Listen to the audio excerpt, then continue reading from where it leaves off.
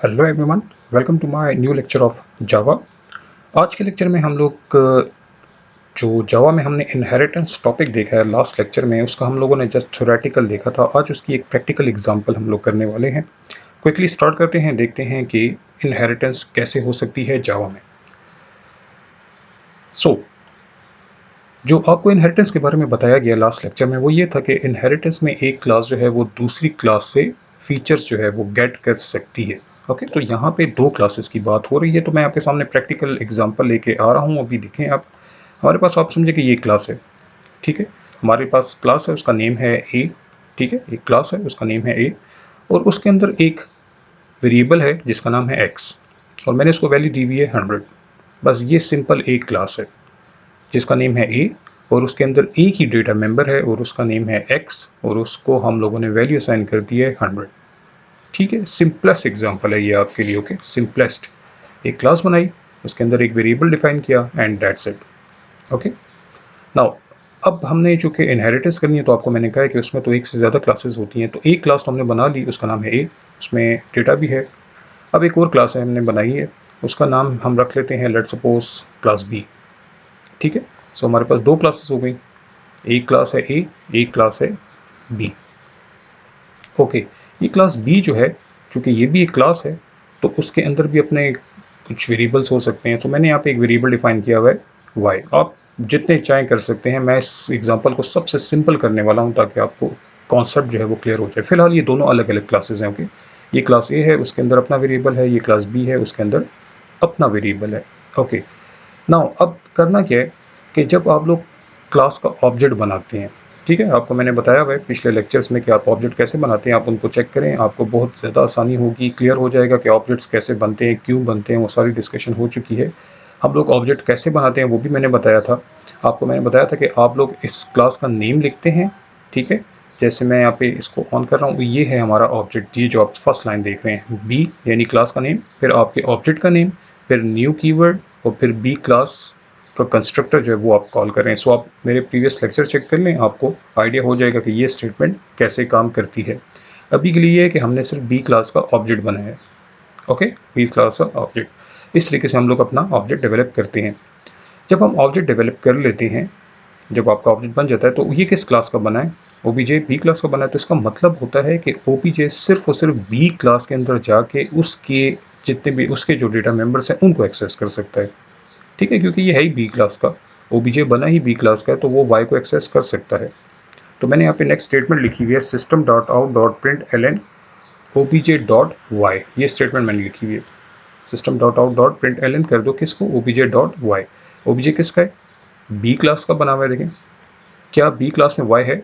Yes, उसकी value भी है, यस। तो ओबीजे डॉट वाई से आपको 200 जो है वो प्रिंट होता हुआ नजर आएगा। लेकिन अगर आप ये काम करते हैं, system dot out dot print L N obj, अब तुम किसको एक्सेस करो? एक्स को भी एक्सेस करो। ओबीजे किसको एक्सेस करो? एक्स को। ना आपको तो पता है कि ओबीजे तो बी क्लास का है, और बी क्लास के अंदर एक्स है ही नहीं। देखें, एक्स किस क्लास के अंदर है? वो तो ए क्लास के अंदर। तो यहाँ पे आपको एरर आएगा, यहाँ पे आपको एरर आ जाएगा। ओके, अब हम लोग इसका प्रैक्टिकल देख लेते हैं। ठीक है, मेरे पास एक क्लास बनी हुई है, उसका नेम है क्लास इनहेरिटेंस डेमो। ठीक है, एक और क्लास बना लेता हूँ मैं यहाँ पे, क्लास ए, और उसके अंदर हम लोग रख लेते हैं एक वेरिएबल। ठीक है, ये वो वाली क्लास है जो लेफ्ट पे है। ठीक है, class int X equal to 100। B यहाँ पे मैंने नाम दिया हुआ है, आपको यहाँ पे मैंने ये नाम दे दिया। खैर, नेम से कुछ नहीं होता, आप कुछ और भी नेम दे सकते हैं। आप समझे, ये वाली बी क्लास है। बी क्लास के अंदर भी एक वेरिएबल है। ठीक हो गया, सो वो उसका अपना वेरिएबल है। ये क्लास यहाँ तक खत्म हो गई है। अच्छा, ए वाली, डेट्स इट। अब ये वाली क्लास जो है जिसका नाम है इनहेरिटेंस डेमो, उसकी अपनी बाउंड्री स्टार्ट हुई है, अपनी बाउंड्री क्लोज हुई है। तो ये दोनों अलग अलग क्लासेस हैं। अच्छा, ओके। अब y इक्वल टू 200 है, तो अब मैं इस क्लास को कहता हूँ कि इसका मैं बना लेता हूँ ऑब्जेक्ट। ठीक है, इनहेरिटेंस डेमो। सो मैंने किस क्लास का ऑब्जेक्ट डेवलप किया है? इस क्लास का ऑब्जेक्ट डेवलप किया है। तो इसका मतलब होगा कि ओबीजे जो है वो सिर्फ इस क्लास के अंदर के जो आइटम्स हैं, लाइक वाई हो गया, उसको एक्सेस कर सकता है। सो हम चेक करके देख लेते हैं। हम इसे कहते हैं कि ओबीजे आप एक्सेस करो किसको? वाई को। ठीक है, वाई को एक्सेस कर लो। तो ये जो मैंने अभी कोड किया ये सारा आपके सामने है अभी। ये जो मैंने आपको सिचुएशन है, 2 क्लासेस हैं, एक में वेरिएबल है x, एक में वेरिएबल है y। ओबीजे बना रहे हैं आप लोग वो बी क्लास का, तो वो y को एक्सेस कर सकेगा। लेकिन अगर आपने इसको एक्सेस करने की कोशिश की वो तो दूसरी क्लास में, तो आपको एरर आएगा। फिलहाल आपको एरर नहीं आ रहा। अब मैं एक काम करता हूँ, system.out.println करता हूँ और उससे कहता हूँ ओबीजे x को एक्सेस करो, और आप देखें यहाँ पे प्रॉब्लम आ गई। क्या है? Cannot find symbol x why because x तो इस क्लास के अंदर है ही नहीं कहीं।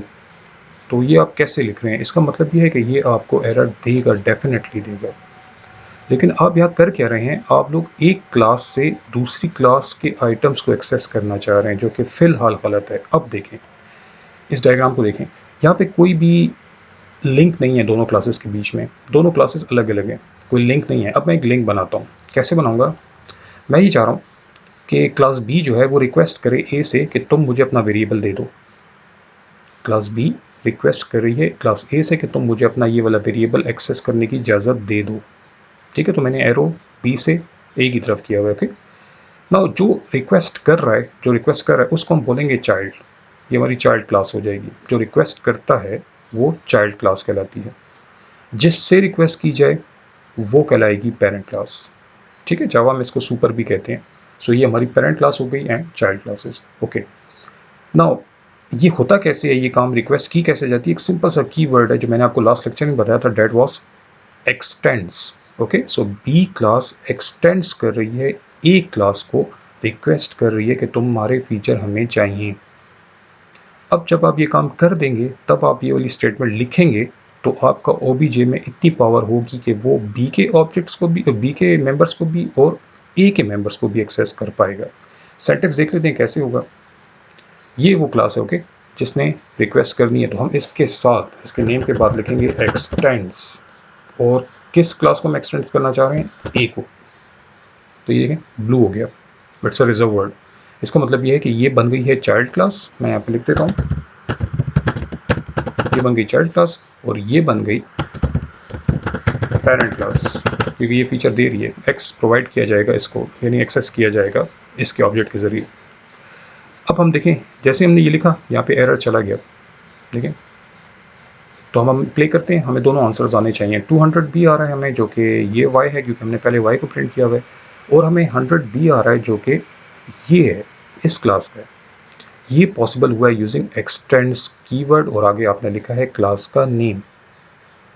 ठीक है, so this one is the simplest example. मैंने आपको each and everything by diagrams, errors भी शो कर दिए हैं, कोड के थ्रू भी बता दिया है कैसे करना है। आपने सिंटैक्स किया है, वो सब कुछ आपने देख लिया, और ये सबसे सिंपल एग्जांपल मैंने लिए। ठीक है, इसमें भी कोई प्रॉब्लम हो तो मोस्ट वेलकम, आप लोग मुझसे कांटेक्ट कर सकते हैं। मैं आपको आइडिया दे दूंगा जो भी आप लोगों की कन्फ्यूजन होगी। ठीक है, और ये फर्स्ट एग्जांपल थी, इसमें हम बहुत सी एग्जांपल्स करने वाले हैं। ठीक है, अच्छा लगा हो तो शेयर कर लें, लाइक कर लें। Thank you.